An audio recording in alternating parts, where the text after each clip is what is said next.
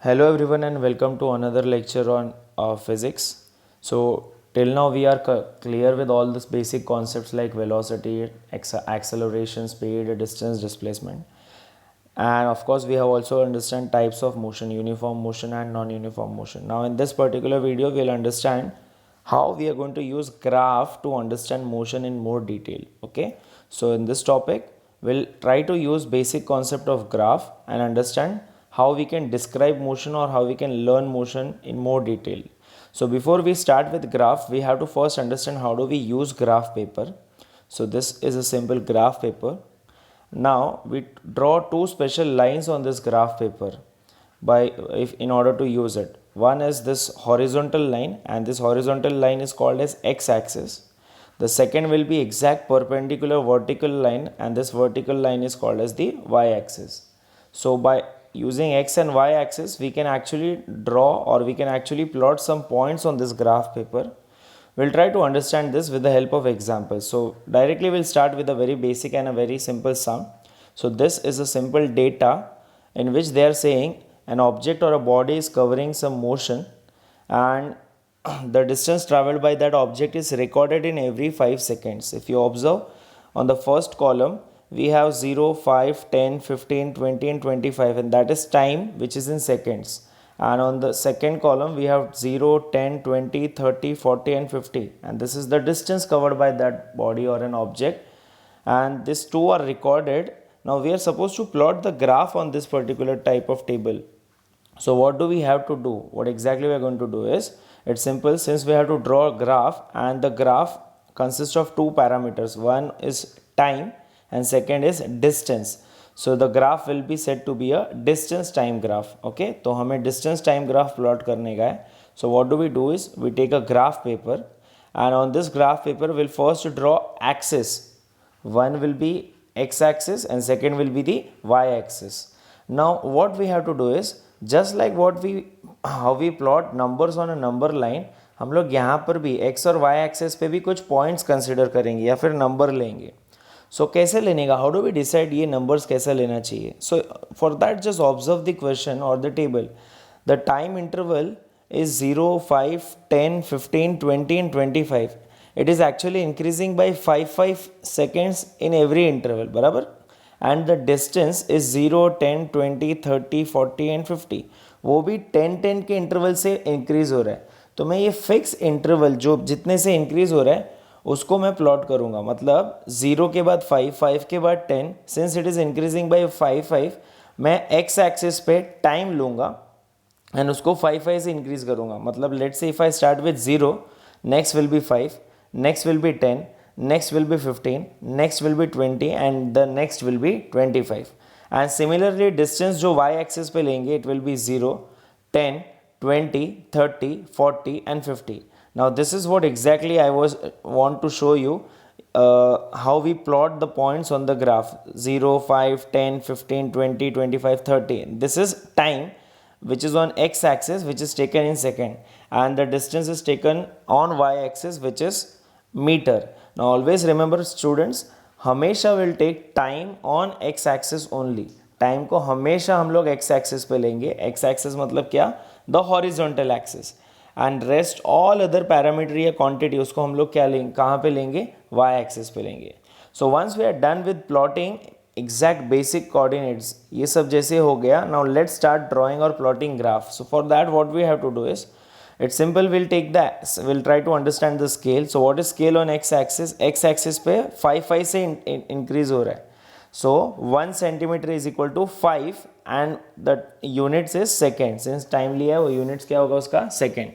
So 1 centimeter equal to 5 second. And similarly y axis पे it is 1 centimeter equal to 10 से increase हो रहा है, इसके लिए 1 centimeter equal to 10 meter. Now जैसे हम लोग ने एक्स एक्सिस और वाई एक्सिस का स्केल लिख दिया, we are ready to plot the graph. Now how do we plot the graph? उसके लिए वापस we are going to use this table only. So let's say we have just plotted simple, हम लोग ने ऐसा graph ready करके रखा है, एक्स एक्सिस और Y axis, nothing else. So first वाला देखो, फर्स्ट रो देखो, टाइम कितना है 0 और डिस्टेंस कितना है 0, तो 0 और 0 जिधर मीट होगा उधर मैं ये पॉइंट मार्क करूंगा। तो यहाँ पे एकदम एकदम नीचे 0 and 0 is the first point. I'll write 0,0 and I'll just highlight that point by drawing a dot. Next row को देखो, टाइम 5 है और डिस्टेंस 10 है, तो मैं 5 एक्स एक्सिस पे 5 और वाई एक्सिस का 10 जिधर इंटरसेक्ट होगा उधर मैं अपना नेक्स्ट पॉइंट मार्क करूंगा। And this is how we write 5,10 which is second point या सेकेंड कोऑर्डिनेट भी बोलते हैं इसको। नेक्स्ट है 10,20। सो 10,20 कैसे आएगा, एक्स एक्सिस पे 10 ढूंढो, वाई एक्सिस पे 20 ढूंढो। तो मैं यहाँ पे 10,20 जिधर इंटरसेक्ट होगा उधर ये पॉइंट मार्क करूंगा या कोऑर्डिनेट मार्क करूंगा 10,20। सिमिलरली नेक्स्ट इज 15,30, तो this is 15,30। Next is 20,40 and last is 25,50। Now बच्चे लोग make sure in this particular video when I was explaining the points were already marked. You are supposed to वैसा mark करके नहीं देंगे, we have to actually plot those points and then we have to highlight that coordinate. Okay, now ये सारे points को जो भी mark करके रखा है, what do we do is we have to just check whether they are passing on a straight line or not. So we'll take a scale and we'll try to join this point, and when I join the point, a straight line passes through all this point.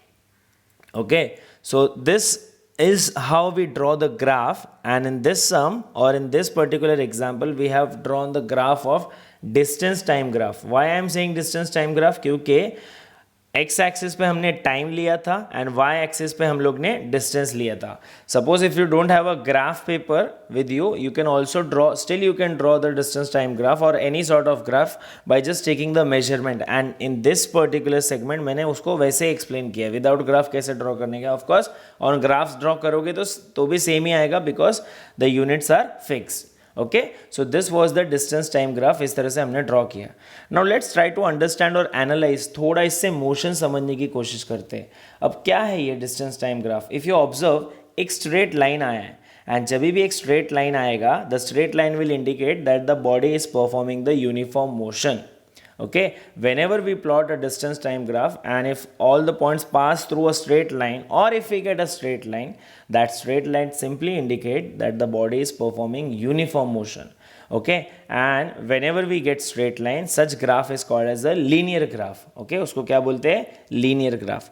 So two things are very important to understand this over here.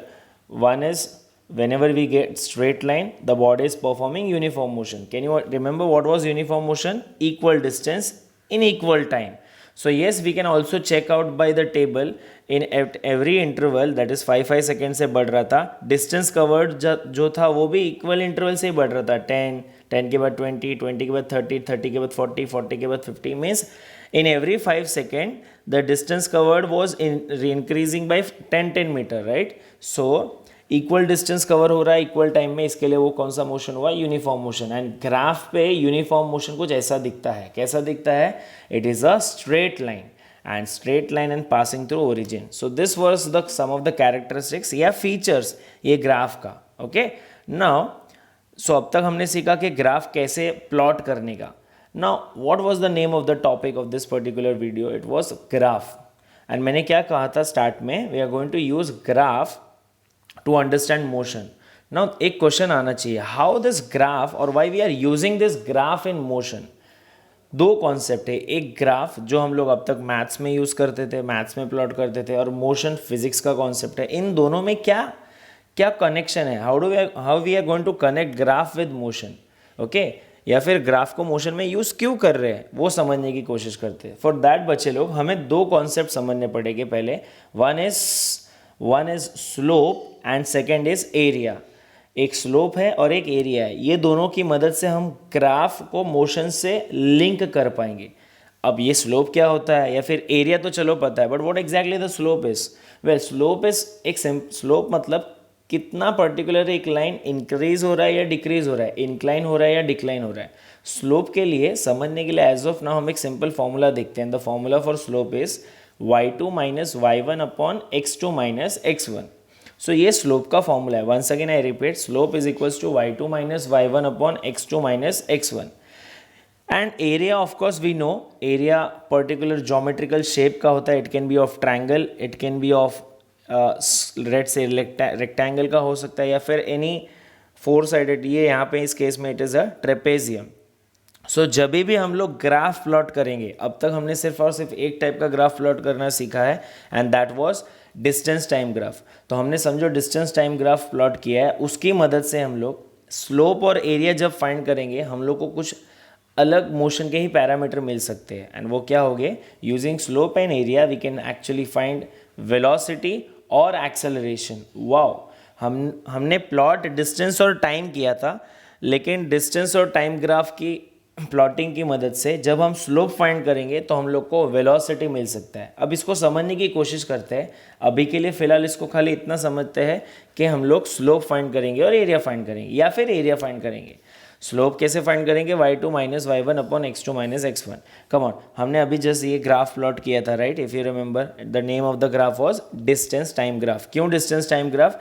x axis पे time लिया था and y axis पे distance लिया था। Okay, हमें velocity find करना है। अब यहाँ पे तो डिस्टेंस और टाइम ही है, और वेलोसिटी कैसे फाइंड करेंगे? तो वेलोसिटी फाइंड करने के लिए we will find slope of this distance time graph.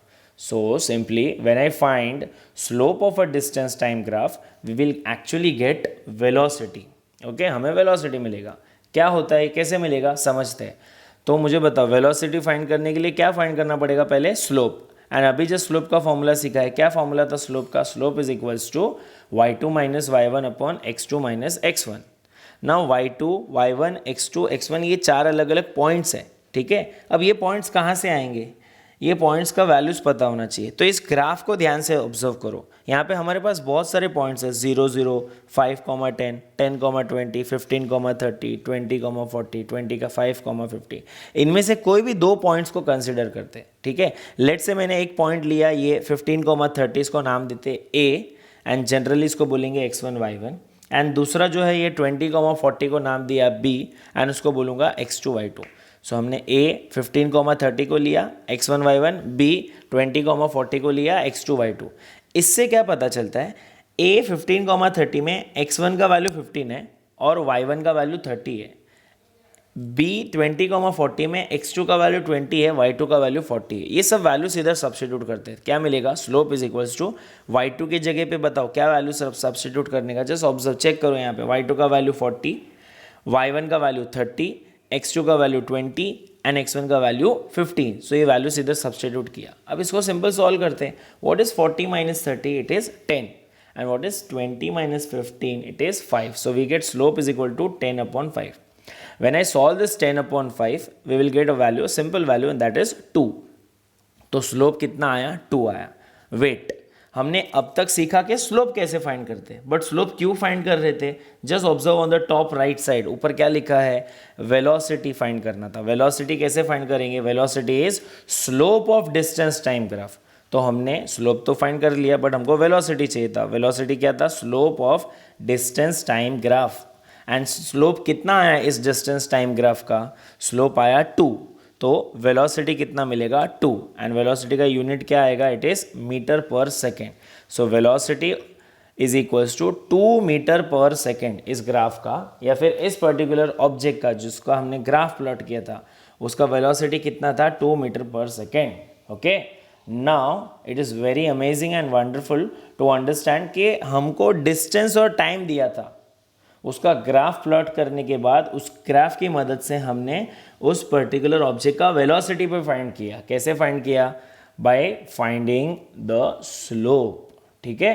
तो इस तरह से हम लोग ग्राफ और मोशन को लिंक कर सकते हैं। हमारे पास पहले सिर्फ ग्राफ था, डिस्टेंस टाइम ग्राफ, एंड अभी उस ग्राफ का जब स्लोप फाइंड किया तो हम लोग ने उसका एक्चुअली क्या फाइंड किया? वेलोसिटी फाइंड किया। Fine, so this is how we use the graph and we connect it with motion. So that's all for this particular video. Once again, if I want to summarize, we have learned what exactly the type of motion was and we have used graph कैसे plot करते वो देखा था, and उसके बाद में x axis y axis, उसके बाद में ग्राफ को हम लोग मोशन से लिंक कैसे करेंगे? बाय फाइंडिंग और अंडरस्टैंडिंग स्लोप एंड एरिया। तो अभी तक हम लोग ने इस वीडियो में स्लोप के बारे में समझा, नेक्स्ट पर्टिकुलर टाइप का जब मोशन आएगा उसमें हम लोग एरिया भी देखेंगे. So finally the moral of the story is distance time graph plot किया है एंड डिस्टेंस टाइम ग्राफ अगर स्ट्रेट आया तो वो क्या इंडिकेट करेगा, the motion is a uniform motion. Okay, and uniform motion हुआ, स्लो फाइंड किया तो हम लोग को वेलोसिटी मिलेगा. That's all. Thank you very much.